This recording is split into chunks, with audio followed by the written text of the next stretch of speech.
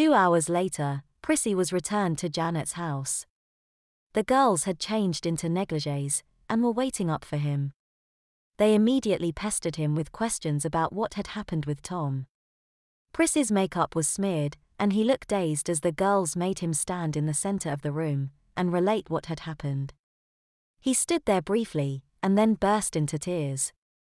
He was horrid, he cried as he buried his face in his hands. "Ooh. Don't cry now, dear. Since you're having a hard time verbalizing your experience, Prissy, why don't we just act it out?" Janet and company slept late Sunday morning.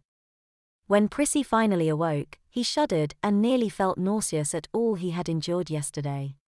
He was utterly despaired as Janet pulled him out of bed and dragged him to the bathroom. "It's only Sunday, Prissy.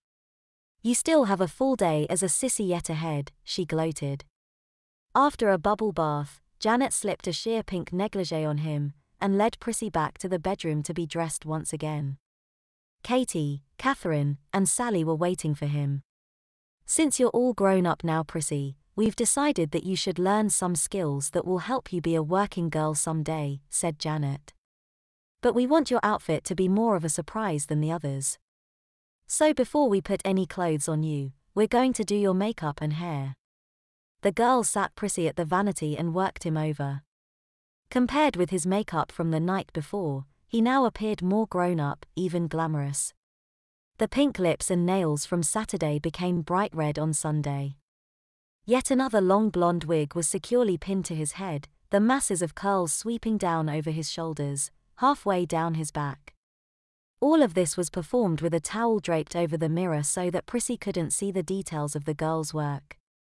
"You're going to be so darling when we're finished," Catherine laughed as the girls finished up.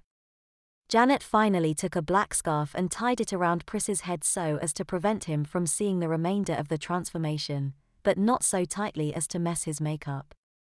Panties, a real boned corset, stockings, heels, and bra followed in short order. A slip, unlike any Prissy had worn so far, was drawn up his legs, and a dress was carefully dropped over his wig and zipped up the rear. He could feel the girls making final adjustments, fiddling with his hair, and tying a bow at the rear of his waist. Last, his feet were crammed into the highest heels he'd yet worn, a full 5 inches.